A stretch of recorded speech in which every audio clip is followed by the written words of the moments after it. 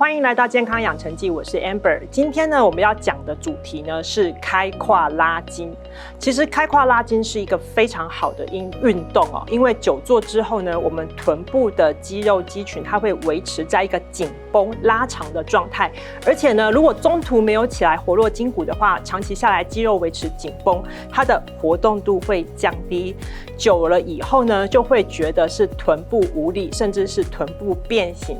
所以我们常常说臀肌失忆，其实说的就是你的臀部已经不知道要如何用力了。还有就是像屁股看起来是不是很漂亮啊，很圆翘啊，像水蜜桃的形状啊，这个也是因为臀肌失忆所造成的一个现象。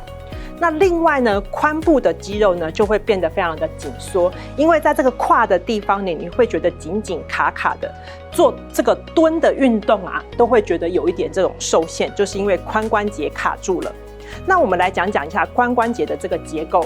这个髋关节呢，它是全身上下最大的一个关节，它位于大腿的股骨跟骨盆的这个连接处，掌握的是你的躯干跟腿部能够自主的去运动。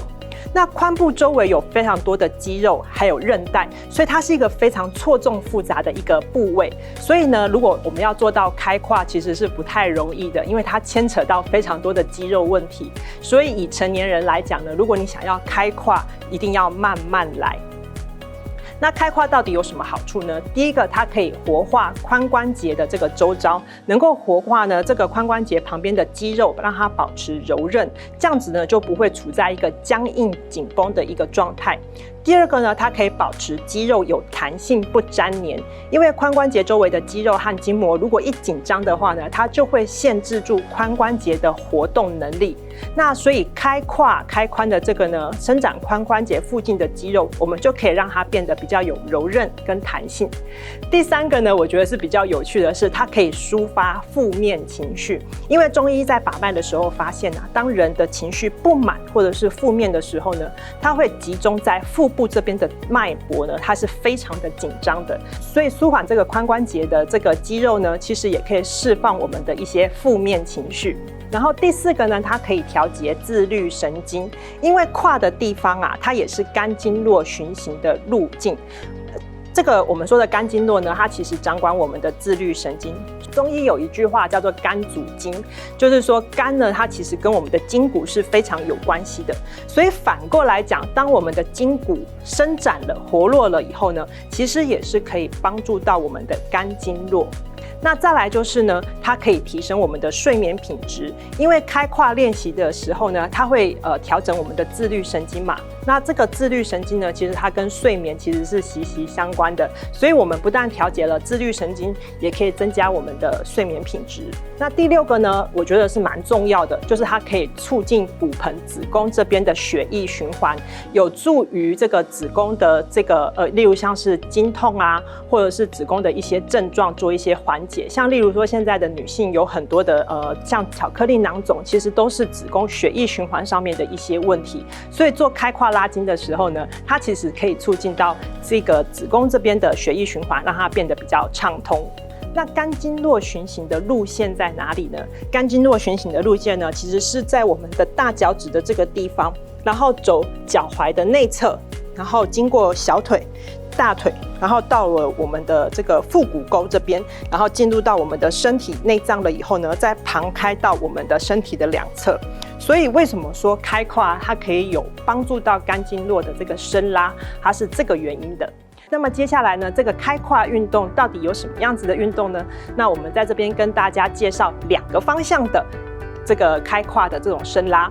一个呢就是纵向的开胯伸拉，另外呢一个就是横向的开胯伸拉。第一个呢，我们要介绍的叫做跨腿拉筋。什么叫跨腿拉筋呢？就是像例如说你坐在地上或者坐在床上都好，然后尽量你的背是打直的情况呢，你把你的，例如说你把你的右脚弓起来，然后做这样的姿势。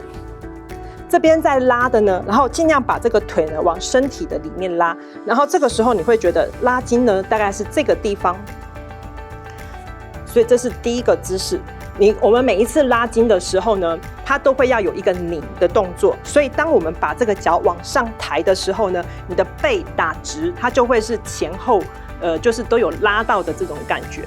所以呢，我们可以拉起来后大概维持个20秒，然后再放下，换另外一只脚。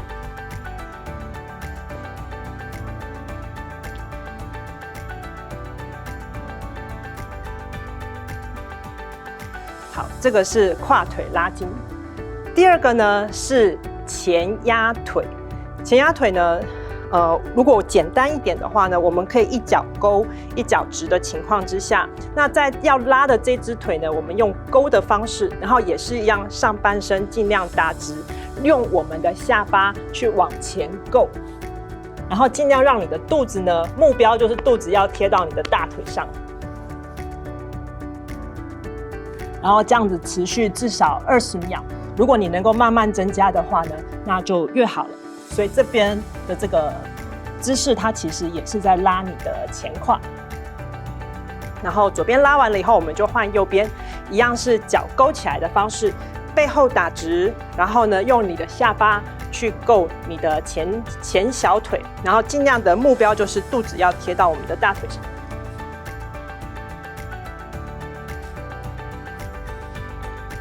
好，那就这样持续个20秒。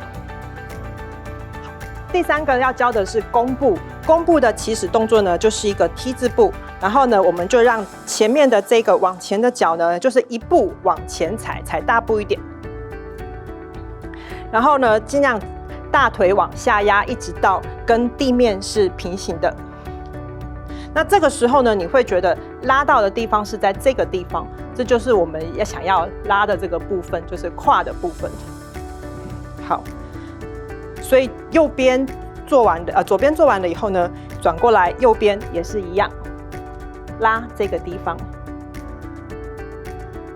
假设你这个都可以的话呢，你可以再试着把弓步再往下一点点，再往下压，但是不要碰地。这个时候呢，把你的双手往上抬起，它会增加髂腰肌这边的伸拉。我们常常会说髋啊。它其实还有一个地方，就是髂腰肌的部分会连接到我们的腰。在我们平常久坐的时候呢，这块筋肉它会是紧缩的，然后就会变得比较僵硬。所以我们做这个姿势，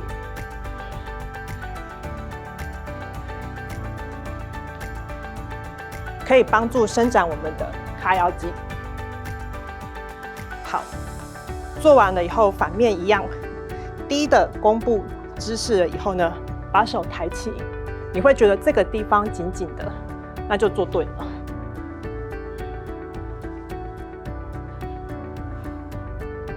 接下来呢，我们继续再往下，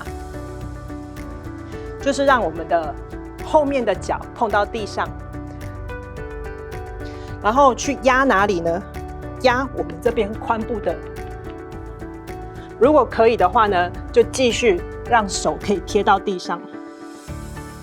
那你不但可以压到这边的这个髋的伸拉，还有就是你另外一边的髋的伸拉也可以做得到。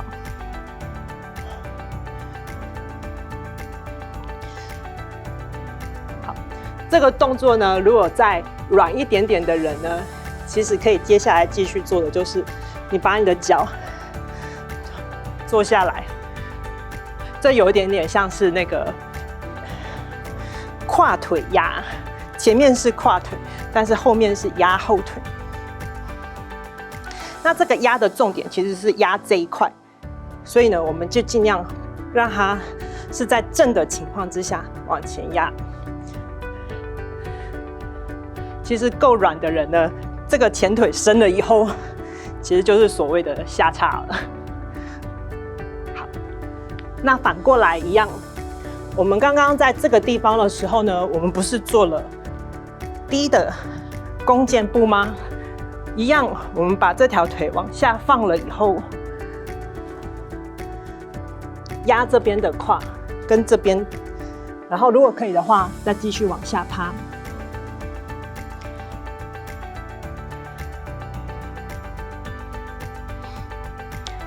然后接下来呢，你可以把这只脚往前跨，压的是这个地方。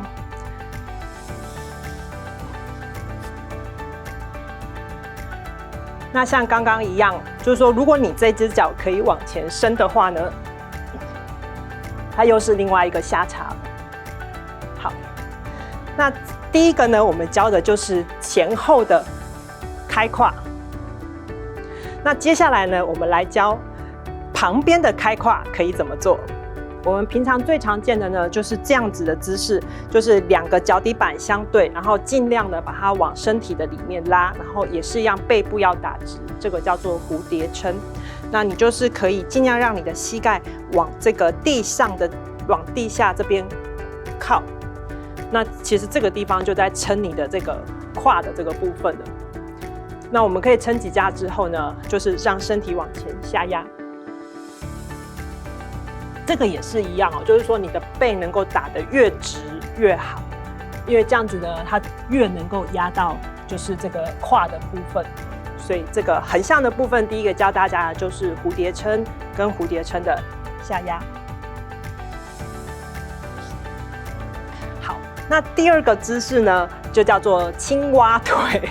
这个或许很多人在这个网络上有看到，这个很多的名模啊，他为了要让这个腿呢能够变得比较好看，会做这个青蛙腿的姿势。青蛙腿怎么做呢？一开始的时候呢，我们呈现这个姿势，然后尽量脚能够打得多开就打得多开。它的目标是你的这个屁股的这个胯的地方呢，要跟膝盖其实尽量是保持一直线。然后接下来我们往前趴。尽量就是让你的膝盖是往左右两边尽量的延伸，然后让肚子能够贴地。最好的呢，当然就是这个地方跟这个膝盖是一直线啦。啊，如果不行的人呢，其实就是慢慢练，然后把肚子贴地。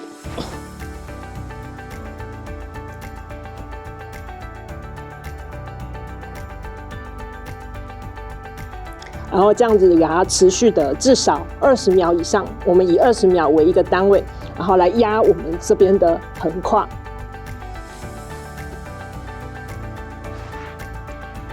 或者是你可以自己瞧一下，就是尽量就是拉到这边的这个筋。那另外一个比较狠的，当然就是横的这个下叉，这个也是要慢慢练的。所以呢，大家也可以自己试试看，就是说脚能够开多开，就这样子尽量开多开，然后帮自己这样就是每天大概压个10几秒、20秒，就慢慢的你就会越来越下去，越来越下去，越来越下去。对，好。那比较简单的一些压横叉的方式呢，就是我们可以用躺姿的4字抱腿这个方式来做。例如说，我们躺下来了以后呢，这个脚跪到这边，另外一只脚上了以后，然后把脚往身体的方向拉，它也可以拉到我们这边的这个胯的这个部分。好，换脚也是一样，这只脚放过来，像是翘2郎腿的姿势，然后呢，手把它往身体的方向拉。如果你久坐的人啊，其实这个髂腰肌的这个地方它会比较缩短，然后会比较卡卡的，你就会比较难拉进来，这个柔软度就会比较差。所以我们可以常常做像这样子的姿势呢，然后来放松我们这边的髂腰肌的肌肉。好，以上教的这几个开胯的部分呢，其实是真的非常适合女性，还有久坐族，不想要花时间去做一些户外的运动啦，或者是花时间去做重训的话，至少在睡前刚刚教的这几个姿势，你们选个1个或2个来做做看。其实呢，对于整个髋部，还有就是一直被固定不动的屁股肌肉来讲呢，其实是非常好的。那我们今天就跟大家分享到这边，下次再见喽，拜拜。